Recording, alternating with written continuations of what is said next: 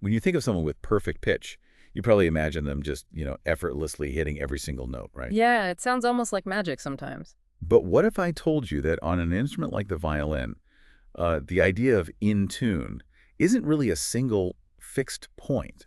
It's actually a surprisingly complex dynamic art form, sort of a subtle, beautiful dance between the physics of sound and, well, human perception. It's absolutely true. For violinists, it's way beyond just matching a tuner app or something.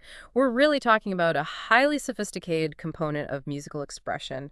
It's a continuous challenge, honestly demanding incredible precision and deep artistry. And today, that's exactly what we're doing, taking a deep dive into that world. We're going to unpack the core concepts that allow violinists to move past just like hitting the notes correctly, to really making their music sing. Our guide for this is a really insightful book, ViolinMind, Intonation and Technique. It's by Hans-Jürgen Jensen and Grigory Kalinovsky, published by Ovation Press back in 2019.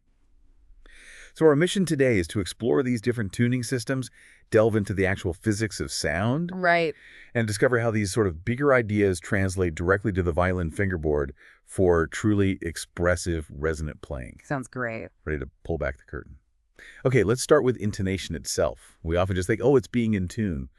But the book suggests it's much deeper than that. What's the real essence of it for a violinist? Well, a crucial point the book makes is that intonation isn't some static target you hit once. It's more like a journey towards an autonomous stage. Autonomous stage, meaning Meaning, the ultimate goal isn't just to know if you're in tune or not. It's for your movements, your finger placements, to become so ingrained, so automatic, that your actual focus can shift entirely to the musicality, the expression, the phrasing. I see. So it's about achieving this internalized accuracy so deeply that it, frees up your musical brain. Exactly. It liberates your musicality. That makes perfect sense. It turns a technical hurdle into, well, a pathway to deeper art.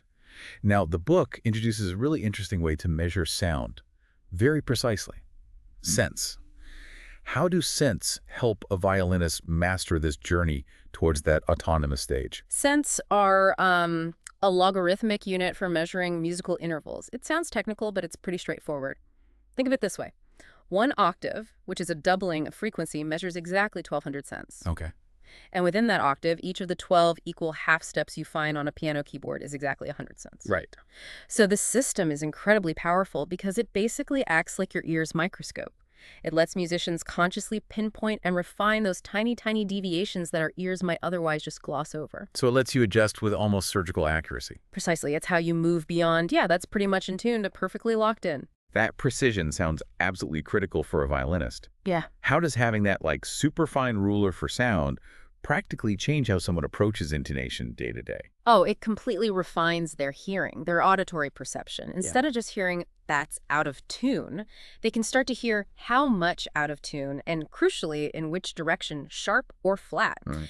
And this clarity, measured in cents, allows for really targeted practice. It sensitizes the ear to these minute differences, which is just essential for comparing and understanding the distinct characteristics of the different tuning systems we'll talk about. Okay, you mentioned the harmonic overtone series earlier.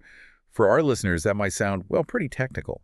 Can you break down why it's so fundamental to how we actually perceive musical sound? Absolutely. The harmonic overtone series is, well, it's basically the foundation of how we hear musical tone. When you play a note on any instrument, let's say a vibrating violin string, it doesn't just produce one single sound. That main sound, the one you primarily hear, is what we call the fundamental tone, or the first partial. But at the same time, the string is also vibrating in smaller sections, halves, thirds, quarters, and so on. Right. And these smaller vibrations create a whole series of fainter, higher-pitched sounds. Those are the overtones, or partials. For instance, the second partial is always an octave above the fundamental. The third partial is an octave and a fifth, and so on. Okay. Understanding these natural harmonics is critical because our ears instinctively perceive them.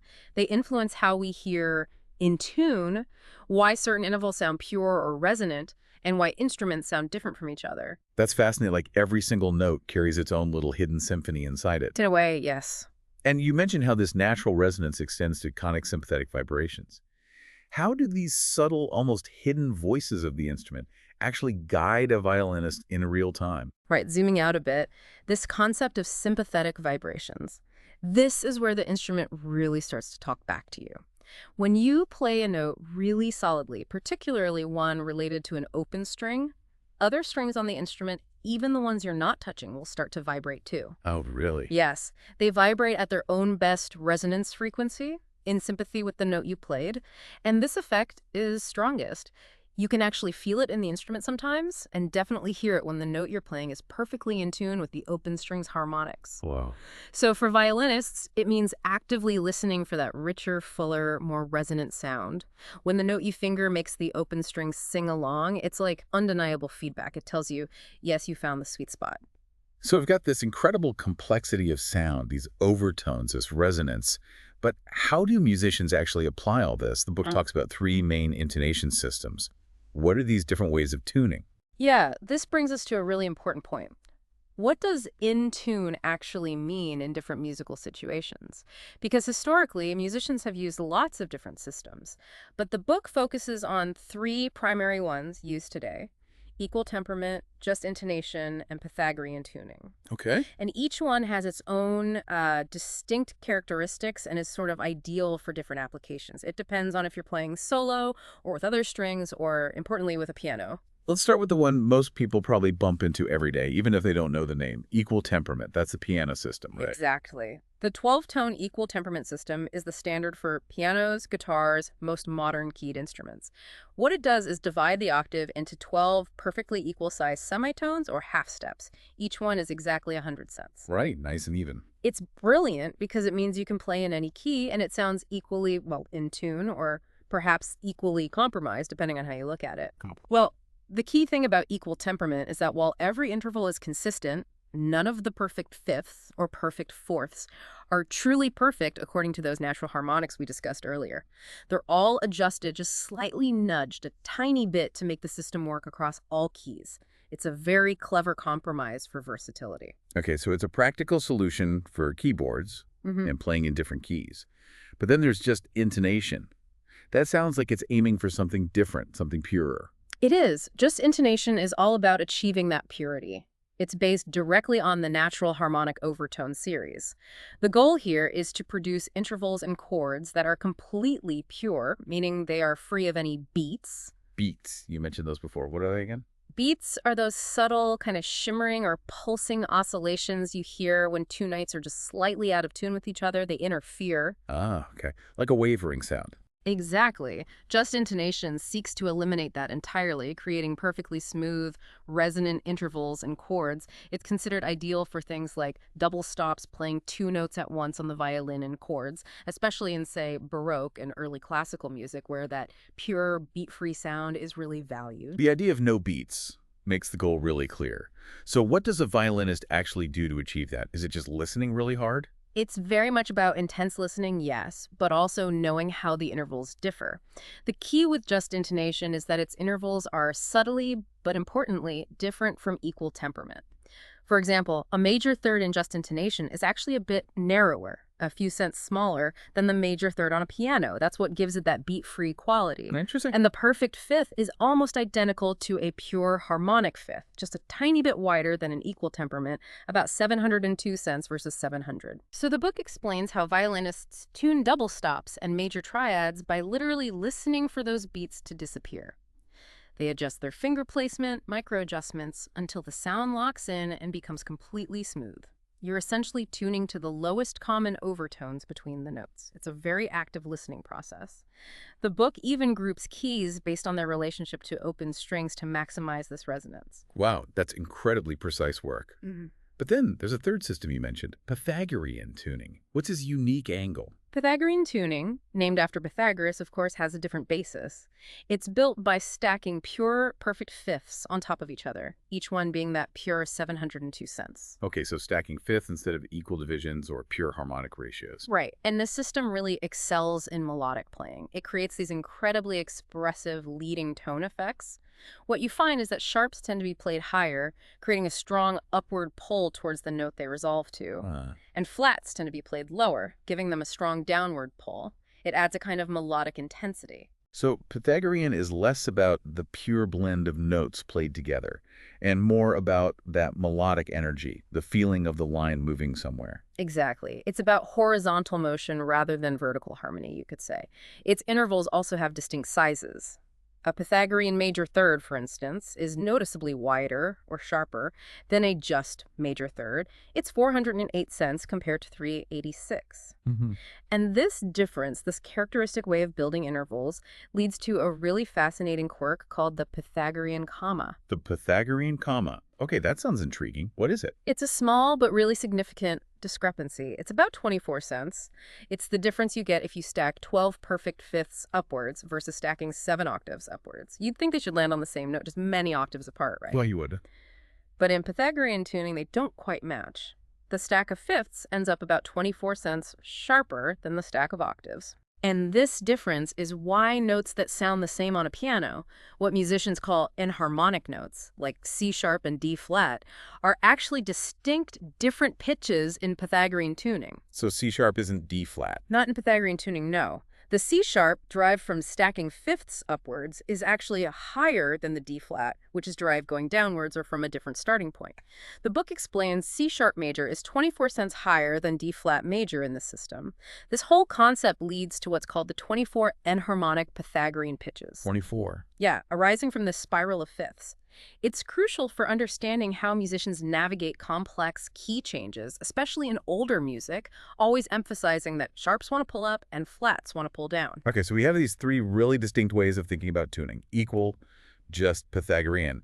It sounds like a violinist has to constantly make these micro adjustments depending on whether they're playing a chord, a melody, playing with a piano. Absolutely. Is there a concept that sort of encapsulates this ongoing choice, this tension between the systems? Yes, and that's where the syntonic comma comes in. It really highlights the core dilemma for string players. The syntonic comma is the specific difference, about 22 cents, between a Pythagorean major third, which is wider, 408 cents, and a just major third, which is narrower, 386 cents. Okay, another comma. Right.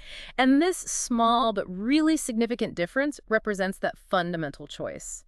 Do you prioritize the pure beat-free harmony of just intonation, especially in chords, or do you lean into the expressive directional pull of Pythagorean tuning, especially in melodic lines? I see. It's the gap between harmonic purity and melodic drive. Exactly. The book gives an example like tuning a C major chord. It can be tricky because the C note could be tuned relative to the open E string as a major third below, or the open G string as a perfect fourth above. Depending on whether you're thinking harmonically just, or perhaps melodically leading into it, Pythagorean, you might shade that C slightly differently. It's a constant intuitive negotiation. That really is like walking a tightrope. And speaking of subtle sounds, you mentioned sympathetic vibrations with open strings. Can violinists use that idea for notes they're actually fingering on the board? Yes, absolutely. It's a more advanced application. The key is to extend that principle of listening for resonance to any note you play. Experienced players learn to mentally visualize or hear the sound of the fundamental tone, plus its sympathetic overtones for any given note they're about to play. Projecting the sound first. Kind of. You project the ideal resonant frequency in your mind, and then you adjust your finger placement until the note you're playing rings with that imagined overtone complex. It's a much higher level of intuitive listening, a deeper physical connection to how the instrument wants to vibrate. It's almost like the instrument itself guides your finger to the right spot. That sounds incredibly subtle, almost like auditory meditation, as you said before. It can feel that way. And another really fascinating phenomenon the book introduces are tartini tones. Yeah. What are these hidden guides to intonation? Tartini tones. These are really cool. Imagine playing two notes together, like a double stop. Really perfectly in tune, especially in a higher register. If you listen very carefully, sometimes you can hear a faint, lower-pitched ghost note emerge. Sounds like it's coming from inside your head almost, or just beneath the notes you're playing. A ghost note. Yeah, that's a tartini tone. It's also called a difference tone or resultant tone. Its pitch is related to the frequency difference between the two notes you are playing. For instance, the book mentions playing an A, 440 Hz, and the E, a perfect fifth above it, 660 Hz. The difference is 220 Hz, which is the A, an octave below the A string. But if you play A and the next E, 660 Hz, the difference is 220 Hz, which corresponds to the A, an octave below the open A string. Sorry, let me recheck the example. A, 440 Hz, and E, 660 Hz, produces a difference tone of 220 Hz, which is the A, an octave below the played A. The outline says 330 Hz, E below open E. Let me double check that logic. Okay, let's use the book's example. A 440 hertz and E 660 hertz. The difference is 664.40 equals A2, A below middle C. If the book says 330 hertz, E3, that would imply different frequencies or perhaps a summation tone, or maybe it's referring to a different interval relation producing that E. Let's stick to the core idea. Resultant tones exist. The point is that these tones act as an internal, undeniable feedback system. When you hear that resultant tone clearly, it confirms your double stop is perfectly locked in tune according to just intonation principles. Wow, so it's like a built-in natural tuner that appears when you get it just right. Exactly. It's incredibly useful feedback, especially for refining double stops. Okay. The book also mentions double stop studies in tritones. Tritones are known for sounding, well, dissonant. What's the intonation lesson there? Right. Tritones, augmented fourths, or diminished fifths are famously dissonant intervals. They create tension. But the beauty and the intonation lesson lies in how these dissonant intervals are used musically. They almost always resolve to consonant intervals, typically justly tuned major or minor sixths. Nah, the resolution is key. Precisely. So practicing tritones resolving to perfect sixths helps a violinist not only develop incredible finger precision, but also gain a really deep physical understanding of harmonic tension and release. You learn how to navigate that dissonance and nail the consonant resolution with exactly the right intonation to maximize the emotional and sonic impact. It sounds like a journey through tension and release, right there within the notes themselves.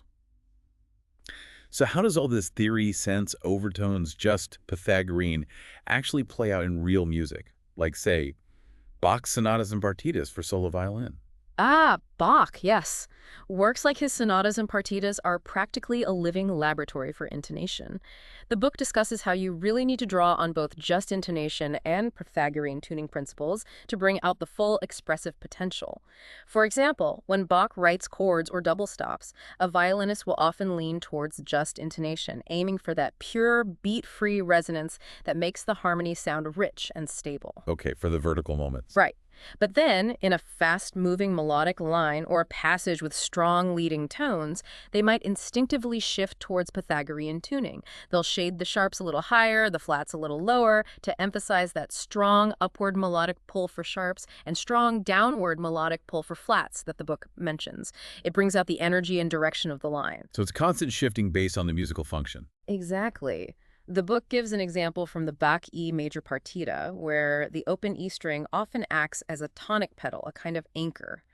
All the subsequent chords and notes have to be tuned precisely relative to that open string's resonance, often using just principles, but melodic figures might still use Pythagorean tendencies. It's this constant fluid adjustment that defines a great interpretation. That's amazing. It's not just playing notes. It's like actively sculpting the sound second by second for expressive meaning. That's a great way to put it. But what happens when a violinist, living in this very nuanced world of just and Pythagorean shades, has to play with a piano, which is stuck in equal temperament? That sounds like a potential clash. It is. It's a very common and really interesting challenge for violinists. The violin naturally wants to gravitate towards the purity of just and the expressiveness of Pythagorean, but the piano is fixed in equal temperament. So what do?